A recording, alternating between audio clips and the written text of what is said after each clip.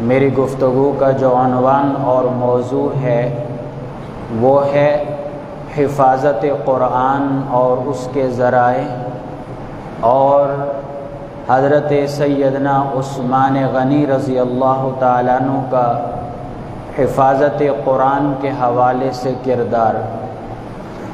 اللہ تبارک و تعالی سورہ حجر آیت نمبر 9 میں ارشاد فرماتا ہے کہ اِنَّا نَحْنُ نَزَّلْنَا الذِّكْرَ وَإِنَّا لَهُ لَحَافِظُونَ، کہ ہم نے ہی اس قرآن کو اتارا ہے اور ہم ہی اس کی حفاظت کرنے والے ہیں۔ قرآن مجید کی حفاظت کا ذمہ اللہ نے اٹھایا۔ یہی وجہ ہے کہ آج تک قرآن محفوظ چلا رہا ہے۔ قرآن کے الفاظ، قرآن کے معانی، قرآن کی تشریح آج تک محفوظ چلی آ رہی ہے۔ وجہ صرف یہی ہے کہ اللہ نے اس کی حفاظت کا ذمہ اٹھایا ہے۔ باقی آسمانی کتابیں تورات، زبور، انجیل، اللہ نے ان کی حفاظت کا ذمہ خود نہیں اٹھایا، بلکہ اللہ نے فرمایا بِمَا اسْتُحْفِظُوا، کہ جو یہود کے علماء تھے، عیسائیوں کے علماء تھے، زبور کے ماننے والے، ان کے جو مذہبی سکالر تھے، اللہ نے ان کی حفاظت کا ذمہ ان پہ ڈالا تھا۔ یہودیوں پر تورات کی حفاظت کا ذمہ، عیسائیوں پر انجیل کی حفاظت کا ذمہ۔ تو جب تک ان کے جو احبار اور رہبان جب تک اس کام میں لگے رہے، حفاظت رہی، لیکن ان کے بعد جب ایسے لوگ آ گئے جو دنیا طلب کرنے والے تھے، دنیا میں مگن ہوئے، اور انہوں نے تورات کی حفاظت کے حوالے سے اقدامات نہیں کیے، عیسائیوں نے انجیل کی حفاظت کے حوالے سے کوئی قدم نہیں اٹھایا، تو تورات بھی بدل دی گئی، انجیل بھی بدل گئی، زبور بھی بدل گئی۔ لیکن جب بات قرآن کی آتی ہے تو اللہ تعالیٰ فرماتا ہے اِنَّا نَحْنُ نَزَّلْنَا الذِّكْرَ وَإِنَّا لَهُ لَحَافِظُونَ، کہ ہم نے اس قرآن کو اتارا ہے اور ہم ہی اس کی حفاظت کرنے والے ہیں۔ تو اس لیے آج قرآن محفوظ ہے۔ 1400 گویا 1450 سال گزر گئے، 1444 ہجری جا رہی ہے، 1450 سال گزر گئے، قرآن، اس کے حرکات، اس کے سکنات، نقطے، حروف اور سب کچھ محفوظ چلا آ رہا ہے۔ لیکن اللہ تبارک و تعالی نے اس دنیا کو عالم اسباب بنایا ہے۔ یہاں سبب پر فیصلے ہوتے ہیں، یہاں سبب کے ذریعے کام ہوتا ہے۔ تو اللہ نے حفاظت کا ذمہ تو خود لیا، لیکن دنیا چونکہ عالم اسباب ہے تو اللہ نے سبب بنائے ہیں قرآن کی حفاظت کے، قرآن کی حفاظت کے سبب بنائے۔ تو قرآن کی حفاظت کے بنیادی 2 سبب تھے نبی صلی اللہ علیہ وسلم کے دور میں، ایک سینوں میں محفوظ رکھنا، اور دوسرا ظاہراً لکھائی کے ساتھ قرآن کو محفوظ رکھنا۔ جب قرآن اترتا تھا تو بعض دفعہ تو ایسا ہوتا کہ جبریل علیہ السلام نبی صلی اللہ علیہ وسلم کے دل پر قرآن کو اتارتے تھے، بعض دفعہ جبریل علیہ السلام انسانی صورت میں آ کر سامنے قرآن پڑھا کرتے تھے نبی صلی اللہ علیہ وسلم کے سامنے۔ تو شروع میں جب قرآن اترتا تو جیسے ہی جبریل علیہ السلام قرآن کی تلاوت کرتے تو نبی صلی اللہ علیہ وسلم ساتھ ساتھ پڑھتے جاتے، اس ڈر سے کہ کہیں قرآن بھول نہ جائے۔ تو ظاہر ہے اس میں بڑی مشقت ہوتی، تیز بھی پڑھنا پڑتا۔ تو اللہ تعالیٰ نے سورہ قیامہ میں قرآن پڑھنے کا ادب بھی بتلا دیا، اور نبی صلی اللہ علیہ وسلم کو اس مشقت سے بھی نکالا۔ سورہ قیامہ میں اللہ کیا فرماتا ہے؟ لا تحرک بہ لسانک لتعجل بہ ان علینا جمعہ وقرآنہ فَإِذَا قَرَأْنَاهُ فَاتَّبِعْ قُرْآنَهُ۔ اللہ تبارک و تعالیٰ کیا فرما رہے ہیں کہ اے پیغمبر آپ اپنی زبان کو جلدی جلدی حرکت نہ دیں، یعنی تیز تیز نہ پڑھیں، بلکہ کیا ہے کہ جب ہم پڑھیں تو آپ اس پڑھنے کی اتباع کریں، سن کر پھر آپ پڑھیں، کیونکہ قرآن آپ کو پڑھانا اور آپ کو یاد کرانا اور قرآن کا جمع کروانا یہ ہمارے ذمہ ہے۔ لا تحرک بہ لسانک لتعجل بہ ان علینا جمعہ وقرآنہ، یعنی جمع میں اس سے مراد ہے قرآن کی حفاظت، زبانی یاد کے ذریعے بھی اور لکھائی کے ذریعے بھی۔ تو اللہ فرما رہے ہیں کہ یہ ہمارے ذمہ ہے اور آپ کو پڑھانا ہمارے ذمہ ہے۔ پھر اللہ فرماتے فَإِذَا قَرَأْنَا، جب ہم قرآن پڑھیں، فَاتَّبِعْ قُرْآنَ، تو آپ سن کر اسی قرات کی اتباع کریں، آپ اسی طرح پڑھیں۔ تو یہاں اللہ نے گویا دو باتیں بتلا دیں، ایک قرآن کا ادب بتلا دیا، دوسرا قرآن کی عظمت بتلا دی۔ اللہ نے قرآن کی عظمت یہ بتلائی کہ یہ قرآن اللہ کا کلام ہے، اللہ نے اس کا بول کیا ہے، اللہ نے خود قرآن کی تلاوت کی ہے، کیونکہ اللہ خود فرما رہا ہے فَإِذَا قَرَأْنَا، جب ہم قرآن پڑھیں، جب ہم پڑھیں، تو اللہ کہہ رہے جب ہم پڑھیں، تو یہ قرآن کی عظمت کی دلیل ہے کہ قرآن کلام اللہ ہے۔ پہلی آسمانی کتابیں گزری، وہ کتاب اللہ تھی، وہ کلام اللہ نہیں تھی۔ اللہ نے معانی انبیاء کو دیے اور پھر آگے ان کو الفاظ کا جو جامہ پہنایا وہ انبیاء علیہ السلام نے پہنایا۔ بلکہ ایک جگہ تو آتا ہے کہ جب بھی تورات اتری، زبور اتری، انجیل اتری، تو فرشتہ عربی میں بتلاتا تھا، یعنی اس کے جو مسائل تھے، جو احکامات تھے، وہ عربی زبان میں فرشتہ پیغمبر کو بتلاتا۔ پھر حضرت موسیٰ علیہ السلام اپنی زبان میں تبدیل کرتے اور امت کو سمجھاتے، اسی طرح عیسیٰ علیہ السلام اپنی زبان میں امت کو سمجھایا کرتے تھے۔ تو بہرحال پہلی آسمانی کتابیں وہ کتاب اللہ ہیں، کلام اللہ نہیں، لیکن قرآن یہ کلام اللہ ہے، یہ اللہ کے اندر سے نکلا ہے۔ نبی صلی اللہ علیہ وسلم نے فرمایا کلام اللہ خرج من تبرک بالقرآن، قرآن کی تلاوت کے ذریعے برکت حاصل کرو، فإنہ کلام اللہ، یہ اللہ کا کلام ہے، اللہ کے اندر سے نکلا ہے، یعنی اللہ نے اس کا بول کیا ہے۔ اور دوسرا ادب اللہ نے بتلا دیا قرآن کا، وہ کیا ہے کہ جب قرآن پڑھا جائے، ادب یہ ہے کہ قرآن کو خاموشی کے ساتھ سنا جائے، توجہ کے ساتھ سنا جائے۔ قرآن مجید میں اللہ نے مزید وضاحت سے فرمایا وَإِذَا قُرِئَ الْقُرْآنُ فَاسْتَمِعُوا لَهُ وَأَنصِتُوا لَعَلَّكُمْ تُرْحَمُونَ، کہ جب قرآن پڑھا جاتا ہے تو تم غور سے سنو اور خاموش رہو تاکہ تم پہ رحم کیا جائے۔ تو لہذا قرآن یہ کلام اللہ ہے، تو اس کی حفاظت کا ذمہ اللہ نے لیا، تو جمع یعنی یاد کرانا نبی صلی اللہ علیہ وسلم کو، اور پھر اس کی لکھائی کا انتظام یہ اللہ نے اپنے ذمہ لیا۔ لیکن یہ عالم اسباب ہے، جب عالم اسباب ہے تو یہاں ظاہر کچھ اسباب ہوں گے قرآن کی حفاظت کے، تو وہ اسباب قرآن کی حفاظت کے، ایک تو قرآن کا حفظ کرنا اور دوسرا قرآن کی کتابت، قرآن کو لکھوانا۔ یہی وجہ ہے کہ جب بھی نبی صلی اللہ علیہ وسلم پر قرآن اترتا تو جہاں آپ صحابہ کو زبانی پڑھاتے، صحابہ کو ویسے پڑھاتے، تو وہاں پہ نبی صلی اللہ علیہ وسلم صحابہ سے قرآن لکھوایا بھی کرتے تھے۔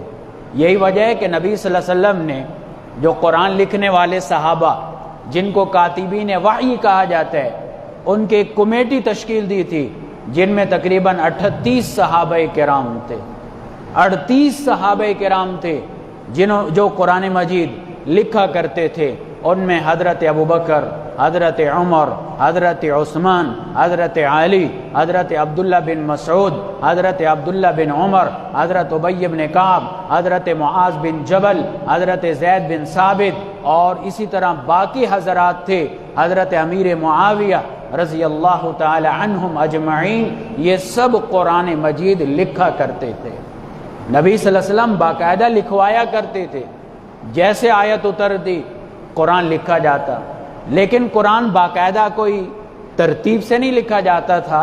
ترتیب کا مطلب کہ کوئی ایک کاپی، ایک رجسٹر ہو اور اس پہ سارے لکھیں، ایسی بات نہیں تھی، بلکہ مختلف اشیاء اس دور میں جن پہ لکھائی ہوا کرتی تھی، تو قرآن کی کتابت میں وہی اشیاء استعمال ہوتی تھی، وہی اشیاء استعمال ہوتی تھی۔ مثلا اس دور میں چمڑے پر لکھائی ہوا کرتی تھی، تو قرآن مجید کا کچھ حصہ چمڑوں پہ لکھا ہوا تھا۔ اسی طرح اس دور میں کھجور کی چھال کے اوپر لکھائی ہوا کرتی تھی، تو قرآن مجید کا کچھ حصہ کھجور کی چھال کے اوپر لکھا ہوا تھا۔ اسی طرح اس دور میں بکری اور اونٹ کی جو شانے کی ہڈی ہوتی تھی، اس کو صاف کر کے اس پہ لکھائی ہوا کرتی تھی، تو قرآن مجید ہڈیوں پہ بھی لکھا ہوا تھا۔ اس دور میں لکھائی پتھروں پہ ہوا کرتی تھی، وائٹ کلر کا پتھر ہوتا تھا جس کو سنگ مرمر کہا جاتا ہے، قرآن مجید اس پتھر پہ بھی لکھا ہوا ہوتا تھا۔ اسی طرح بہرحال اور بھی مختلف چیزیں تھیں جن پر قرآن مجید لکھا ہوا ہوتا تھا۔ کاغذ جو تھا وہ بہت نایاب تھا اس دور میں، بہت کم کسی کے پاس ہوتا، تو جس کے پاس ہوتا وہ قرآن مجید کی آیات اور وہ ان کاغذ پر لکھ لیا کرتے تھے۔ تو نبی صلی اللہ علیہ وسلم پر جیسے ہی قرآن کی وحی اترتی، قرآن اترتا، تو آپ فوراً اس کی حفاظت کا انتظام کرتے، زبانی بھی پڑھایا کرتے تھے، اور ساتھ ساتھ قرآن مجید کی آیات جو کاتبین وحی تھے ان سے نبی صلی اللہ علیہ وسلم لکھوایا بھی کرتے تھے۔ فتح مکہ تک تو مختلف صحابہ کی ڈیوٹیاں نہیں، فتح مکہ کے بعد جو ہر وقت لکھنے کا کام کرتے تھے دو صحابی تھے، ایک حضرت زید بن ثابت رضی اللہ تعالیٰ عنہ، اور دوسرے حضرت امیر معاویہ رضی اللہ تعالیٰ عنہ۔ یعنی نبی صلی اللہ علیہ وسلم کہیں خط بھجواتے، یہ دونوں حضرات لکھتے، قرآن اترتا اس کی آیات لکھواتے، یہ دونوں حضرات لکھا کرتے تھے۔ تو کئی صحابہ، یعنی ٹوٹل لکھنے والے 38 صحابہ تھے، تو سب نے مکمل قرآن نہیں لکھا۔ 10 صحابہ تھے جنہوں نے نبی صلی اللہ علیہ وسلم کی زندگی میں مکمل قرآن لکھ لیا تھا، مکمل قرآن، یعنی مختلف چیزوں پر، چمڑوں پر، کھجور کی چھال پہ، پتھر پہ، ہڈیوں پہ، جس چیز پہ بھی لکھا پورا قرآن لکھا۔ ان میں 3 مہاجر صحابی ہیں اور 7 انصار صحابی ہیں، 7 انصار صحابی ہیں۔ مہاجر صحابی وہ کون ہیں 3 جنہوں نے گویا پورا قرآن خود لکھا؟ حضرت عثمان رضی اللہ تعالیٰ عنہ، حضرت علی رضی اللہ تعالیٰ عنہ، اور حضرت عبداللہ بن مسعود رضی اللہ تعالیٰ عنہ۔ انہوں نے قرآن کو مکمل طور پہ لکھ لیا تھا نبی صلی اللہ علیہ وسلم کے دور میں۔ اور انصار میں 7 انصار میں تھے، جس میں مین نام ہے حضرت ابی بن کعب رضی اللہ تعالیٰ عنہ، حضرت معاذ بن جبل رضی اللہ تعالیٰ عنہ، حضرت زید بن ثابت رضی اللہ تعالیٰ عنہ، حضرت ابو زید رضی اللہ تعالیٰ عنہ، حضرت ابو دردہ رضی اللہ تعالیٰ عنہ، اور اسی طرح 2 اور صحابی تھے۔ تو انہوں نے نبی صلی اللہ علیہ وسلم کے حکم پر، آپ کے لکھوانے پر پورا قرآن لکھ لیا تھا، کمپلیٹ قرآن۔ لیکن تھا مختلف صورتوں میں، یعنی کوئی چمڑے پہ، کوئی پتھر پہ، کوئی ہڈی پہ، کوئی کسی چیز پہ لکھا ہوا تھا۔ اور حضرت عبداللہ بن عمر رضی اللہ تعالیٰ عنہ نے جب بعد میں قرآن مکمل کیا، یعنی خود قرآن لکھا، تو کہتے ہیں کہ میں پورا قرآن لکھا ہوا رات کو دہرائی کرتا تھا۔ جب میں نے نبی صلی اللہ علیہ وسلم کو بتایا کہ میں نے ایسے قرآن لکھا ہے اور میں ساری رات اس کو پڑھتا ہوں، نبی صلی اللہ علیہ وسلم نے فرمایا مہینے میں پورا کیا کرو، یعنی روزانہ 1 پارہ پڑھا کرو۔ پھر حضرت عبداللہ بن عمر کے شوق کو دیکھ کر نبی صلی اللہ علیہ وسلم نے 7 دن میں قرآن مکمل کرنے کی اجازت دی کہ 7 دن میں تم قرآن مکمل کر لیا کرو۔ تو بہرحال جہاں پہ قرآن اترا تو نبی صلی اللہ علیہ وسلم نے عالم اسباب میں اس کی حفاظت کے ذرائع اختیار کیے کہ زبانی پڑھانا، حافظ بنانا صحابہ کو، اور ساتھ ساتھ یہ ہے کہ قرآن لکھوانا۔ تو نبی صلی اللہ علیہ وسلم نے سب سے پہلے قرآن کو کس کو پڑھایا؟ سب سے پہلے آپ کے ڈائریکٹ شاگرد کون؟ جو قرآن مجید آپ سے ڈائریکٹ پڑھنے والے تھے۔ تو مردوں میں تو سب سے پہلے شاگرد ابو بکر رضی اللہ تعالیٰ عنہ ہیں۔ اگر خواتین کی بات کریں تو خواتین میں حضرت خدیجہ الکبریٰ رضی اللہ تعالی عنہا ہیں۔ اگر بچوں میں بات کریں تو سب سے پہلے نبی صلی اللہ علیہ وسلم سے قرآن یاد کرنے والے آپ کے شاگرد حضرت علی المرتضیٰ رضی اللہ تعالی عنہ ہیں۔ اگر غلاموں کی بات کریں تو آپ سے قرآن یاد کرنے والے سب سے پہلے حضرت زید بن حارثہ رضی اللہ تعالی عنہ ہیں۔ اگر بچیوں کی بات کریں، یہ بات بڑی نادر ہے، بہت کم بیان کی جاتی ہے، اگر بچیوں کی بات کریں کہ جنہوں نے ڈائریکٹ نبی صلی اللہ علیہ وسلم سے قرآن سیکھا، یاد کیا، گویا حفاظت کا ذریعہ اختیار ہو رہا ہے، تو وہ آپ کی 3 بڑی صاحبزادیاں حضرت زینب، حضرت رقیہ اور حضرت ام کلثوم رضی اللہ تعالی عنہن اجمعین، کیونکہ حضرت فاطمہ تو چھوٹی سی تھی، تو انہوں نے سب سے پہلے گویا نبی صلی اللہ علیہ وسلم سے قرآن سیکھا ہے، قرآن کو یاد کیا ہے۔ تو اللہ نے حفاظت کا ذمہ تو اٹھایا، لیکن اللہ نے ذرائع بنائے، اور وہ ذرائع قرآن کو پڑھنا زبانی بھی، اور قرآن کو لکھنا اور کتابت کی شکل میں پڑھنا، یہ 2 مین ذریعے ہیں قرآن کی حفاظت کے۔ نبی صلی اللہ علیہ وسلم کے دور میں قرآن کسی کے پاس گویا ایک شکل میں موجود نہیں تھا، یعنی اکٹھا موجود ہو، مختلف اشیاء ہیں۔ اب دیکھیں نا، چمڑے پہ لکھا ہوا ظاہر ہے وہ الگ پڑے ہوں گے، ہڈیوں پہ لکھا ہوا وہ الگ ان کا سسٹم ہوگا، کھجور کی چھال پہ جو لکھا ہوا ہے وہ الگ ہے۔ تو نبی صلی اللہ علیہ وسلم نے اکٹھا نہیں کروایا۔ کیوں نہیں کرایا قرآن کو اکٹھا؟ یعنی ایک کتابی شکل میں، جیسے آپ الماریوں میں دیکھ رہے ہیں سامنے، قرآن ایک مصحف کی صورت میں پڑا ہے۔ قرآن آج کل یعنی ایک پوری جلد ہوتی ہے۔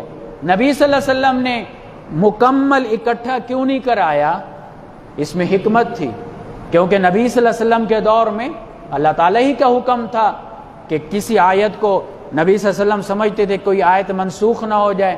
ظاہر قرآن میں خود اللہ فرماتے ہیں ما ننسخ من آیت او ننسھا نأتی بخیر منہا او مثلھا، کہ کوئی آیت اگر ہم منسوخ کریں تو اس جیسا حکم یا اس سے بہتر حکم ہم دیتے ہیں۔ یعنی بعض دفعہ ایک حکم کی ضرورت ہوتی ہے ایک ٹائم تک، جب وہ ٹائمنگ ختم ہو جائے پھر دوسرا حکم اترتا ہے، وہ حکم منسوخ ہو جاتا ہے۔ اب جیسے روزوں کا مسئلہ ہے، میں ایک مثال دے رہا ہوں۔ اب روزوں میں شروع میں کیا تھا کہ اگر رات کو ایک دفعہ کوئی سو گیا تو سونے کے بعد پھر کھانے پینے کی اجازت نہیں تھی، اگلے دن اسی طرح گزارنا۔ یہ حکم منسوخ ہو گیا، یہ حکم منسوخ ہو گیا۔ تو لہٰذا اس وجہ سے نبی صلی اللہ علیہ وسلم نے قرآن کو اکٹھا کتابی شکل میں نہیں کیا، اس وجہ سے کہ کہیں کوئی حکم منسوخ نہ ہو جائے، پھر کیا کریں گے۔ نبی صلی اللہ علیہ وسلم جب دنیا سے چلے گئے، قرآن مکمل اترا۔ سورہ مائدہ کی آیت نمبر 3، الیوم اکملت لکم دینکم واتممت علیکم نعمتی ورضیت لکم الاسلام دینا۔ جب دین مکمل ہوا، قرآن کمپلیٹ ہوا، مکمل ہوا، تب ظاہر ہے کہ جب قرآن مکمل ہو گیا، نبی صلی اللہ علیہ وسلم دنیا سے پردہ فرما گئے، تو آپ کے بعد اب کوئی قرآن میں تبدیلی اور نسخ کا امکان نہیں تھا۔ اس وجہ سے قرآن کو پہلی کتابی شکل دینے والے خلیفہ اول، خلیفہ بلا فصل حضرت سیدنا ابو بکر الصدیق رضی اللہ تعالیٰ عنہ ہیں۔ انہوں نے جن صحابہ کے پاس لکھا ہوا تھا نا، چمڑوں پہ، پتھروں پہ، کھجور کی چھالوں پہ، تو حضرت ابوبکر نے سب منگوا لیا سارے صحابہ سے، ایک کمیٹی بنائی جس کے ہیڈ تھے حضرت زید بن ثابت رضی اللہ تعالیٰ عنہ، باقی ان کے ساتھ باقی صحابہ بھی تھے۔ اب جب وہ سب منگوا لیا، اب لکھائی شروع ہوئی۔ حضرت زید بن ثابت رضی اللہ تعالیٰ عنہ جب بھی کوئی صحابی لے کر آتا نا، توجہ چاہتا ہوں، چمڑے پہ لکھا ہوا قرآن کی آیات، تو حضرت زید رضی اللہ عنہ سے 2 گواہ مانگتے تھے کہ اس پہ 2 گواہ پیش کرو کہ تم نے نبی صلی اللہ علیہ وسلم کے سامنے یہ لکھا ہے، نبی صلی اللہ علیہ وسلم نے تمہیں خود یہ لکھوایا ہے۔ جب وہ گواہ پیش کرتے تو حضرت زید بن ثابت رضی اللہ عنہ اس کو قبول کرتے اور اس مصحف میں جمع کرتے، تو یوں قرآن ایک مصحف میں جمع ہوا، کتابی شکل میں جمع ہوا، اور جامع اول کون ہے؟ حضرت ابو بکر رضی اللہ تعالیٰ عنہ ہے۔ اس طرح پھر وہ نسخہ رہا، اور وہ گویا حکومت کے پاس تھا، مرکز کے پاس تھا، باقی لوگ جن کے پاس جو چیزیں تھیں اس کے مطابق قرآن کی تلاوت کیا کرتے تھے۔ لیکن یاد رکھیں، عربی زبان بڑی فصیح و بلیغ زبان ہے۔ اب دیکھیں نا، سرائیکی زبان میں فرق دیکھ لیں۔ اب سرائیکی زبان ہے، میاں والی کی زبان اور بکھر کی اور لہجے میں فرق، الفاظ کا فرق، ملتان کی طرف چلے جائیں اور فرق، بہاولپور چلے جائیں اور فرق تمہیں ملے گا، ڈی جی خان چلے جائیں اور فرق ہوگا، الفاظ کا بھی فرق، لہجے کا بھی فرق، بہت فرق۔ تو اسی طرح ظاہر ہے ہر 40 کلومیٹر کے بعد زبان میں فرق آنا شروع ہو جاتا ہے۔ اب جو قرآن اترا تھا وہ تو لہجہ بھی قریش والا، اور اسی طرح الفاظ بھی قریش والے۔ جبریل علیہ السلام جو قرآن لے کر اترے، جو تلاوت کرتے تھے، تو لہجہ بھی قریش والا، الفاظ بھی قریش والے۔ اور پھر نبی صلی اللہ علیہ وسلم کہتے تھے جبرائیل تھوڑی وسعت دیجئے، تو وسعت دی گئی کہ ہر قبیلہ، ہر عرب وہ اپنے لہجے میں قرآن پڑھ سکتا ہے۔ اجازت تھی، پڑھنے کی اجازت تھی، لیکن نبی صلی اللہ علیہ وسلم کو جو پڑھایا گیا وہ قریش کے لہجے پر، قریش کی لغت پہ پڑھایا گیا قرآن مجید۔ اب ایسا ہوا کہ ظاہر ہے حضرت ابوبکر کے زمانے میں اسلام پھیلنا شروع ہوا، حضرت عمر کے زمانے میں اسلام عجم تک پھیل گیا، اور پھر حضرت عمر رضی اللہ تعالیٰ عنہ نے وہ جو نسخہ جمع ہوا تھا حضرت ابوبکر رضی اللہ عنہ نے جو قرآن ایک بنایا تھا، ایک نسخہ بنایا تھا، وہ قریش کی لغت کے مطابق تھا، یعنی جو قریش کی لغت ہے۔ حضرت عمر رضی اللہ تعالیٰ عنہ نے قرآن کے تعلیم کو بڑا انتظام کیا، لشکروں میں حافظ بنے، بلکہ جو خانہ بدوش قبائل، جو بدو لوگ ہوتے، تو حضرت عمر رضی اللہ عنہ ان کو بھی زبردستی قرآن پڑھوایا کرتے تھے۔ حفاظ قراء جو صحابہ ہوتے وہ ادھر جاتے، ان کو قرآن مجید کی تعلیم دیتے، اور اتنے حافظ بن گئے تھے قرآن مجید کے کہ ایک دفعہ حضرت عمر رضی اللہ تعالیٰ عنہ نے کہا کہ حافظین صحابہ چاہیے ہمیں قرآن پڑھانے کے لیے، تو صرف حضرت سعد بن ابی وقاص رضی اللہ عنہ کے لشکر میں غالباً 300 صحابہ تھے، حافظ تھے، جن کو بلایا گیا، یعنی اتنی قرآن کی تعلیم عام ہوئی۔ تو گویا حفاظت کا ذمہ اللہ نے لیا، لیکن حفاظت کے ذرائع میں قرآن کی تعلیم ہے، اس کو یاد کرنا، لکھنا۔ تو خیر حضرت عمر رضی اللہ عنہ کا زمانہ گیا تو حضرت عثمان رضی اللہ تعالیٰ عنہ، ان کے زمانے میں فارس کا علاقہ فتح ہوا، عجم میں اسلامی حکومت بہت آگے تک گئی۔ اب ظاہر ہے کہ جو عجمی لوگ مسلمان ہوئے تو انہوں نے بھی قرآن پڑھنا تھا۔ اب مسئلہ کیا بنا، توجہ چاہتا ہوں، بڑی اہم بات ہے قرآن کے حوالے سے۔ مسئلہ یہ بنا کہ ایک کسی عجمی نے قریش والے سے قرآن پڑھا، وہ لہجہ الگ، دوسرے نے کسی اور سے پڑھا تو وہ لہجہ الگ۔ جیسے میں کہہ رہا ہوں، اب سورہ فاتحہ ہے نا، سورہ فاتحہ اب قریش کے مطابق ہم پڑھتے ہیں، جو قرآن ہے یہ قریش کی لغت ہے، کیا پڑھتے ہیں؟ ایاک نعبد و ایاک نستعین، پڑھتے ہیں ایاک نعبد و ایاک نستعین۔ تو ایک عرب قبیلہ ہے، اس میں نعبد پڑھا جاتا ہے نعبد۔ اب ایک مطلب ہمارے اجمیوں میں ایک جماعت کو قریشی استاد نے پڑھایا، جس نے قریشی لہجہ سیکھا ہوا تھا، ایاک نعبد و ایاک نستعین۔ دوسری جماعت کو دوسرے استاد نے پڑھایا جس نے دوسرا لہجہ پڑھا ہوا تھا، تو وہ پڑھتا تھا ایاک نعبد۔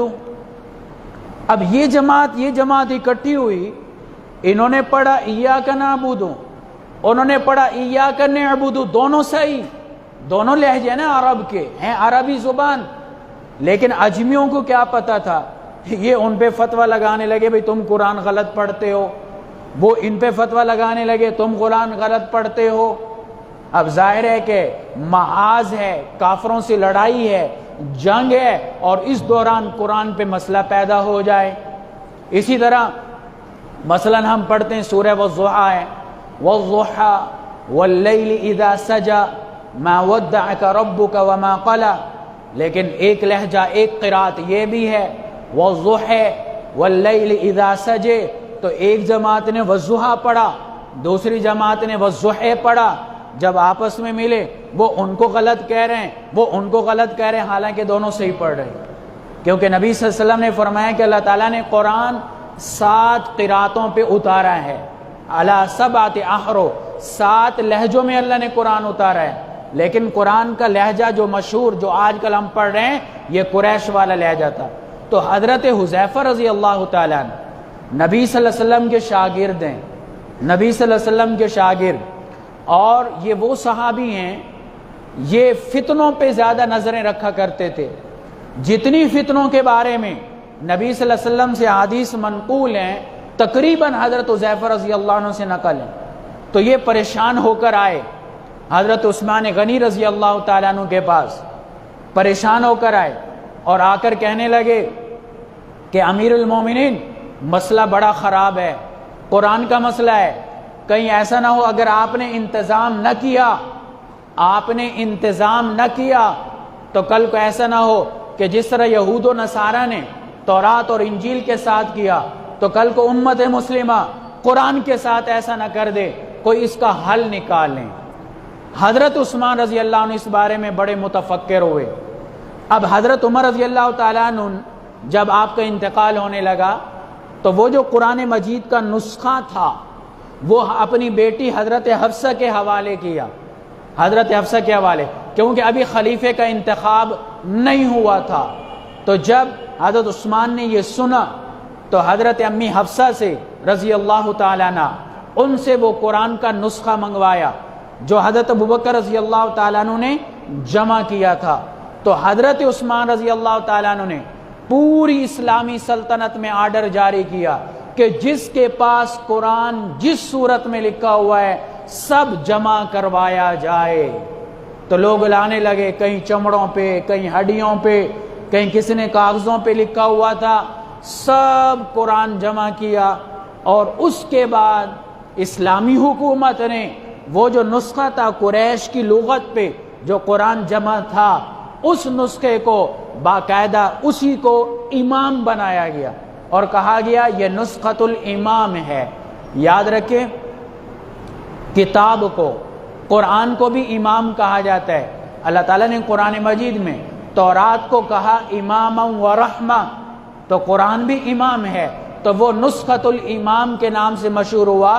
حضرت عثمان غنی رضی اللہ تعالیٰ عنہ نے کہا کہ اب اس نسخے کے مطابق چھپائی ہوگی، اور پوری اسلامی سلطنت میں اس نسخے کو پھیلا دیا گیا، اور باقی جتنے لکھائی تھی جس چیز پہ قرآن لکھا ہوا تھا سارا لے کر لفظ آتا ہے یحرق، اس کا معنی ہوتا ہے کھرچنا، ان کو کھرچ دیا گیا، یعنی پانی کے ساتھ اس لکھائی کو دھو دیا گیا یا کھرچ دیا گیا، اور یہ جو نسخہ تیار ہوا جس کو نسخۃ الامام کہا گیا، یہ پابندی قرار دے دی گئی، پابندی لگا دی گئی کہ اس لہجے کے علاوہ اب عام لوگوں کو اور لہجے پڑھنے پہ پابندی ہے۔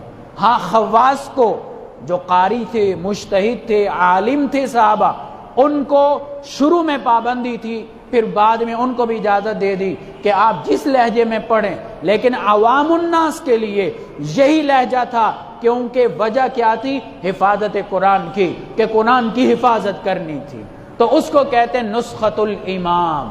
یہ وہی نسخہ تھا۔ حضرت عثمان رضی اللہ تعالیٰ عنہ جب شہید ہوئے نا تو کافر ظالم لوگ آئے، باغی لوگ، انہوں نے آپ کو جب شہید کیا، آپ قرآن کی تلاوت کر رہے تھے، اور قرآن کی تلاوت کرتے ہوئے اس آیت پہ جب پہنچے فَسَيَكْفِيكَهُمُ اللَّهُ، تو یہاں پہ اس آیت پہ حضرت عثمان غنی رضی اللہ عنہ کا خون ٹپکا اور وہ قرآنی نسخہ آپ کے خون سے رنگین ہو گیا۔ کہا جاتا ہے، پہلے ہم نے جو تحقیق کی پتہ چلا تھا کہ رشیا عجائب گھر میں وہ نسخہ آج بھی محفوظ ہے وہ قرآن کا، کہ جس پر وہ حضرت عثمان رضی اللہ تعالیٰ عنہ کا وہ خون ٹپکا تھا۔ یہ میں تھوڑا اس لیے بتا رہا ہوں کیونکہ 18 ذوالحجہ قریب ہے۔ 18 ذوالحجہ حضرت عثمان رضی اللہ تعالیٰ عنہ کی یوم شہادت ہے۔ میں نے ویسے تو موضوع تیار کرنا تھا، بلکہ تیار کیا تھا حضرت عثمان رضی اللہ عنہ کے حوالے سے، لیکن آج چونکہ حفاظت قرآن کے حوالے سے آج احتجاجی مظاہرہ ہے جو سویڈن میں قرآن مجید کی بے حرمتی کی گئی، توہین کی گئی، قرآن مجید کو جو جلایا گیا اس کے خلاف احتجاجی مظاہرے انشاءاللہ ابھی جمعے کی نماز کے بعد۔ تو میں نے کہا چلو قرآن کے اس موضوع کو لیا جائے، ساتھ میں نے یہ بھی کہا کہ اس حوالے سے حضرت عثمان غنی رضی اللہ عنہ کا کیا کردار تھا حفاظت قرآن کے حوالے سے۔ تو بہرحال اس طرح قرآن کی حفاظت صحابہ کرام کرتے رہے، بعد میں ائمہ کرام نے کی، علماء امت نے کی۔ لیکن یہ بھی آپ کو بتا دوں، قرآن صرف الفاظ کا نام نہیں، قرآن الفاظ اور معانی دونوں کا نام ہے۔ تو قرآن کے الفاظ کی بھی حفاظت، قرآن کے معانی کی بھی حفاظت اللہ نے اپنے ذمہ لی ہے، کیونکہ اللہ فرماتا ہے اِنَّا نَحْنُ نَزَّلْنَا الذِّكْرَ وَإِنَّا لَهُ لَحَافِظُونَ، کہ ہم نے اس قرآن کو اتارا ہے اور ہم ہی اس کی حفاظت کرنے والے ہیں۔ لیکن یہ دنیا دار الاسباب ہے، تو اللہ نے اسباب بنائے حفاظت کے۔ اسی آیت کے تحت حضرت مولانا مفتی شفیع صاحب رحمۃ اللہ علیہ نے تفسیر قرطبی کے حوالے سے ایک بڑا عجیب واقعہ نقل کیا کہ مامون الرشید خلیفہ تھا، خلیفہ عباسی، ہارون الرشید کا بیٹا۔ وہ سال کے اینڈ پہ ایک علمی مجلس منعقد کرتا جس میں مسلم سکالرز بھی ہوتے، یہودیوں کے سکالر، عیسائیوں کے، اور پھر وہاں بحث ہوتی، مسلمان اسلام کے حق میں بولتے، یہودی یہودیت کے حق میں بولتے، عیسائی عیسائیوں کے حق عیسائیت کے حق میں بولتے۔ تو ایک دفعہ ایک یہودی عالم آیا، بڑا وجیح شخص، باکمال شخص، گفتگو کا انداز بھی بڑا اعلیٰ۔ تو اس نے مجلس میں یہودیت کے حق میں بات کی اور ایسی زبردست گفتگو کی سب حیران ہو گئے۔ مجلس برخاست ہوئی، مامون الرشید نے اس کو الگ سے بلایا، کہا آپ اسلام قبول کر لیں، میں آپ کو انعامات سے نوازوں گا۔ اس نے کہا میں اپنے آبا و اجداد کے دین کو نہیں چھوڑ سکتا۔ مامون الرشید نے دھمکی دی، اس نے کہا میں نہیں چھوڑ سکتا، چلا گیا۔ اگلے سال دوبارہ یہ مجلس منعقد ہوئی، وہی یہودی عالم جو تھا اب مسلمان بن کر آیا۔ اب جو اس نے بات کی تو اسلام کے حق میں ایسا بولا، سب حیران ہو گئے۔ مجلس برخاست ہوئی، مامون الرشید نے اس کو بلایا، کہا بھائی خیر کیسے مسلمان ہوئے آپ؟ میں نے تو بڑی کوشش کی تھی کہ آپ مسلمان ہو جائیں، لیکن آپ نے میری بات نہیں مانی، اب کیسے مسلمان ہوئے؟ اس نے کہا بات یہ ہے کہ جب میں آپ کے پاس سے گیا تو میں نے تینوں دینوں پر ریسرچ کی، تحقیق کی کوشش کی، یہودیت، عیسائیت، اسلام۔ میں بڑا خوشخط ہوں، میں نے تورات کے 3 نسخے لکھے اور ہر نسخے میں نے رد و بدل کیا۔ میں یہودیوں کی عبادت گاہ میں لے گیا، ان کو میں نے کہا جی یہ میری طرف سے ہدیہ قبول کریں، انہوں نے خوشی خوشی قبول کیا، ایسے دیکھا خوشی خوشی قبول کیا، مجھے انعامات سے نوازا۔ اس کے بعد میں نے انجیل لکھی، انجیل میں نے 3 نسخے لکھے، اس میں بڑا رد و بدل کیا۔ میں عیسائیوں کے پاس چلا گیا، انہوں نے دیکھا خوشی خوشی قبول کیا، انعامات سے نوازا۔ میں نے پھر قرآن کے 3 نسخے لکھے، بڑے خوبصورت خط میں، اور میں نے قرآن میں رد و بدل کیا۔ جب میں مسلمانوں کے پاس گیا، انہوں نے جب قرآن کو دیکھا، انہوں نے کہا تو اس میں تو رد و بدل ہے، انہوں نے پھینک دیا۔ انہوں نے کہا ہم نہیں لیتے، آپ نے اس میں تعریف کی ہے۔ کہتے میرے دل پہ اتنا اثر ہوا کہ جب آج تک یہ قرآن محفوظ ہے تو جو دین قرآن میں وہ کتنا محفوظ ہوگا، کلمہ پڑھ کے مسلمان ہو گیا۔ اور آج ہی چند سال پہلے کی بات ہے، جرمنی میوزیم میں 1400 سال کے قرآنی نسخے موجود، نبی صلی اللہ علیہ وسلم کے دور کے، گویا صحابہ کے دور کے لکھے ہوئے، اور آج تک کے جتنا ٹائم گزرا، ہر صدی کا، ہر سال کا وہاں قرآنی نسخہ موجود۔ جب کمپیریزن کیا، جب موازنہ کیا، تو یقین جانیں جو قرآن مجید 1400 سال پہلے لکھا گیا اور جو آج لکھا گیا، کہیں زبر زیر کا فرق نہیں آیا۔ یہ کلام اللہ ہے۔ اللہ کہتے ہیں اس کی حفاظت کا ذمہ ہم نے لیا۔ تو میں نے کہا نا، قرآن الفاظ کا نام بھی ہے، قرآن معنی کا نام بھی ہے، تو الفاظ کی بھی حفاظت، معنی کی بھی حفاظت، لیکن یہ دنیا دار الاسباب ہے، یہاں قرآن کی حفاظت کیسے ہوگی؟ علماء اور حفاظ کے ذریعے ہوگی۔ حفاظ قرآن کے الفاظ کی حفاظت کرنے والے، علماء قرآن کی تشریح جو احادیث ہے، قرآن کی تفسیر، اس کی حفاظت کرنے والے۔ یہ وجہ کوئی فتنہ کھڑا ہوتا ہے، علماء چلا اڑتے ہیں۔ کیا علماء کو اپنی عزت پیاری نہیں؟ کیا علماء کو اپنی ذات پیاری نہیں؟ لوگوں کی گالیاں برداشت کریں، لوگوں کے تانے برداشت کریں۔ کہتے ہیں نا لوگ کہ علماء کو کیا پڑے، جو اس کے خلاف بھی بول رہے ہیں، اس کے خلاف بھی بول رہے ہیں، اس کے خلاف بھی بول رہے ہیں۔ بھائی وہ فتنے ہیں، انشاءاللہ جب تک ہماری جان میں جان ہے ہم فتنوں کے خلاف بولتے رہیں گے، قرآن کی تشریح، قرآن کے معنی کی بھی انشاءاللہ حفاظت کرتے رہیں گے، اور قرآن کے الفاظ کی بھی حفاظت کرتے رہیں گے۔ کافر لوگ جتنے جلا دیں، انگریزوں نے قرآن جلائے تھے نا، تو بچہ کھڑا ہوگی، چھوٹا سا بچہ، میں نے اساتذہ سے سنا تھا، خود یہ واقعہ میں نے پڑھا نہیں سنا ہے، ایک چھوٹا سا بچہ کھڑا ہوا، پورا قرآن یعنی قرآن سنا دیا، کہا گیا کہ تم کتنے نسخے جلاؤ گے، سمندر برد کرو گے۔ مسلمانوں کے دلوں میں قرآن محفوظ ہے، کسی اور کتاب کو تو یاد کر کے دیکھو، قرآن چھوٹا سا بچہ ہے، قرآن یاد ہو جاتا ہے۔ یہ قرآن کی برکت ہے، انشاءاللہ قیامت تک قرآن محفوظ، قرآنی احکامات محفوظ۔ لیکن امتحان میرا اور آپ کا ہے، امتحان میرا اور آپ کا ہے کہ ہم قرآن کے لیے کتنی محنت کرتے ہیں۔ آج ہم بڑا نام تو لیتے ہیں، ماشاءاللہ احتجاج میں شریک بھی ہوں گے، لیکن ہم قرآن پڑھتے کتنا ہیں یہ بھی تو ذرا سوچنا چاہیے۔ قرآن پہ عمل کتنا کرتے ہیں؟ گھروں میں پڑھا ہے قرآن بند، ہاتھ ہی نہیں لگاتے۔ تو لہذا قرآن یہ ہمارا امتحان ہے، کل کو اللہ پوچھے گا۔ تو اسی حوالے سے قرآن کی حفاظت اور قرآن کی عظمت کے حوالے سے انشاءاللہ ابھی جمعے کی نماز کے بعد احتجاجی ریلی ہوگی، سویڈن میں جو واقعہ ہوا ہے اس کے خلاف۔ تو آپ سب حضرات اس میں ضرور انشاءاللہ شرکت کریں گے نا، ہاتھ کھڑا کر کے اللہ کے قرآن کے لیے، قرآن کی عظمت کے لیے۔ جن کے ہاتھ نہیں کھڑے ہوئے، اللہ تو دیکھ رہا ہے نا، اللہ دیکھ رہا ہے، چلو مجھے نظر نہیں آ رہا، اللہ دیکھ رہا ہے، یہ اللہ کے حضور عہد ہے کہ انشاءاللہ ہم جائیں گے ضرور۔ Like, share and subscribe YouTube channel مفتی زبیر والد۔